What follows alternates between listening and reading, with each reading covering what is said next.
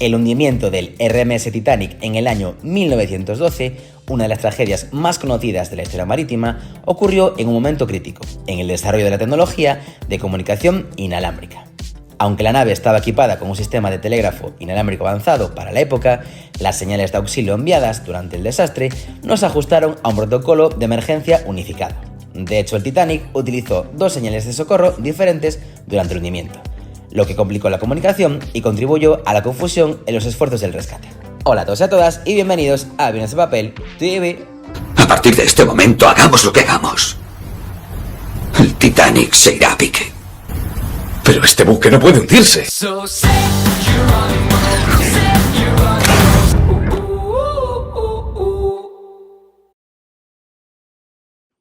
Como os estaba contando, el Titanic zarpó en su viaje inaugural en abril del año 1912, con la última tecnología de telecomunicaciones, el telégrafo Marconi. Esta invención desarrollada por el italiano Guglielmo Marconi a finales del siglo XIX marcó un avance significativo en las comunicaciones a larga distancia, ya que permitía la transmisión de mensajes sin necesidad de cables, utilizando ondas de radio. Sin embargo, el sistema de Marconi no era perfecto. Utilizaba ondas de radio de baja frecuencia, lo que limitaba su alcance y lo hacía vulnerable a las interferencias, sobre todo en condiciones adversas como las que se dieron durante el desastre. El telégrafo Marconi también era algo rudimentario, en comparación con las tecnologías que se estaban desarrollando en otros lugares, que permitía la transmisión de voces o señales continuas sin cables. Sin embargo, Marconi mantenía un monopolio en el mercado de las comunicaciones inalámbricas, sobre todo en el ámbito marítimo, lo que le aseguraba un control absoluto sobre los sistemas de comunicación utilizados por grandes transatlánticos como el Titanic. A bordo del Titanic, dos operadores de radio, Jack Phillips y Harold Bright, estaban encargados de manejar las comunicaciones inalámbricas durante el viaje. Estos operadores se encontraban constantemente ocupados transmitiendo mensajes personales de los pasajeros de primera clase, lo que les dejaba poco tiempo para manejar las comunicaciones de emergencia. Durante las primeras horas tras el choque con el iceberg, fue una de las principales razones por las que los mensajes de advertencia sobre la presencia de hielo en el mar no fueron tomadas en cuenta adecuadamente. Y es que cuando el Titanic chocó con el iceberg la noche del 14 de abril, la situación se volvió rápidamente desesperada. Phillips, quien estaba a cargo del equipo de radio, comenzó a enviar señal de socorro utilizando el código CQD, la señal de auxilio más comúnmente usada en ese momento. El CQD era una abreviatura de Seek You Danger, que se traducía como busca peligro, y era utilizado por los operadores de Marconi como una señal general para pedir ayuda. Aunque esta señal había sido adoptada en el año 1904 por la empresa Marconi y era ampliamente reconocida entre los telegrafistas británicos, no había una norma internacional estandarizada sobre cómo debía enviarse una señal de socorro. Y en este contexto, el uso de CQD no era en absoluto raro, pero el Titanic se encontraba en un punto de transición tecnológica. En el año 1908 había sido adoptado de manera oficial el código internacional SOS, como señal de emergencia universal. La idea detrás del SOS era que su código de Morse, 3 puntos, 3 rayas y 3 puntos, era extremadamente fácil de transmitir y reconocer, incluso en condiciones de mala recepción o interferencias. A pesar de su adopción como señal estándar de socorro en 1908, la mayoría de los operadores británicos, y sobre todo los de la compañía Marconi, no se habían apresurado a adoptar el SOS. Algunos incluso consideraban que el CQD seguía siendo más efectivo y por ello el Titanic continuó usándolo, a pesar de que la tecnología para enviar el SOS ya estaba disponible. Otro factor que influyó en la situación fue la feroz competencia entre Marconi y la empresa alemana Telefunken. Marconi había logrado un monopolio sobre las comunicaciones inalámbricas en muchos países, pero Telefunken, la empresa alemana, estaba también desarrollando sistemas de comunicación inalámbrica y competía en el mercado marítimo. El operador del SS Frankfurt, un barco que también se encontraba en las proximidades del Titanic, trabajaba para Telefunken.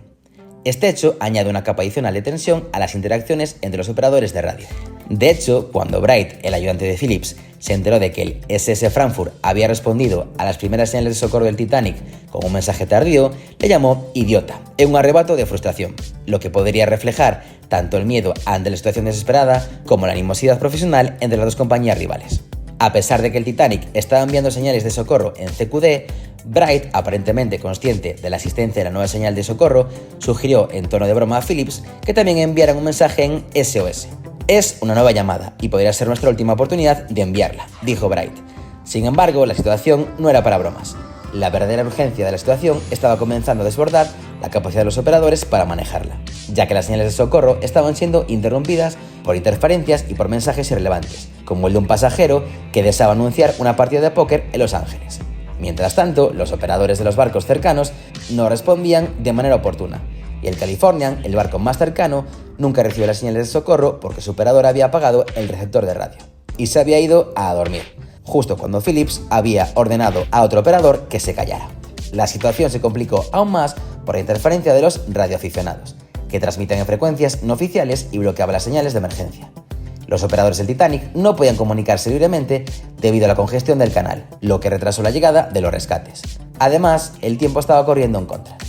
El Titanic se hundía a gran velocidad y la falta de una señal unificada y un sistema de comunicación eficiente dificultó las operaciones de rescate. Aunque Phillips y Bright continuaron enviando señales en CQD y SOS, la confusión y la interferencia de las comunicaciones ralentizaron la respuesta de los barcos cercanos. Cuando el Titanic finalmente se hundió, más de 1.500 personas perdieron la vida. El fracaso de la respuesta de emergencia puso de manifiesto la necesidad urgente de mejorar las regulaciones sobre las comunicaciones inalámbricas en el mar. La tragedia llevó a un cambio significativo en la legislación internacional. En el año 1912, después de la tragedia, el Congreso de los Estados Unidos aprobó la Ley de Radio de 1912, lo que imponía nuevas regulaciones sobre las comunicaciones marítimas. Esta ley exigía que todos los barcos con capacidad de comunicaciones inalámbricas mantuvieran un operador de radio a bordo las 24 horas del día, algo que no era obligatorio antes del desastre. Además, esta legislación oficializó la adopción del SOS como la señal de socorro internacional estándar, lo que ayudó a unificar los procedimientos de emergencia. Guglielmo Marconi, al ver las consecuencias de su monopolio y la confusión causada por la falta de estandarización en las señales de socorro, reconoció su error. En un discurso de 1927, lamentó no haber anticipado la necesidad de adoptar el SOS de manera más rápida y extendida. Marconi, a pesar de su responsabilidad indirecta en la tragedia, también rindió homenaje a los operadores del Titanic, en una ceremonia celebrada en 1912. Dejó una corona de flores en honor a Jack Phillips, el operador de telégrafo que murió con el barco. El desastre del Titanic expuso las debilidades de la tecnología de la comunicación inalámbrica de la época. Y hasta aquí el vídeo de hoy. Nos vemos en el siguiente. ¡Adiós! Los botes vuelven a por nosotros. Aguanta un poco más.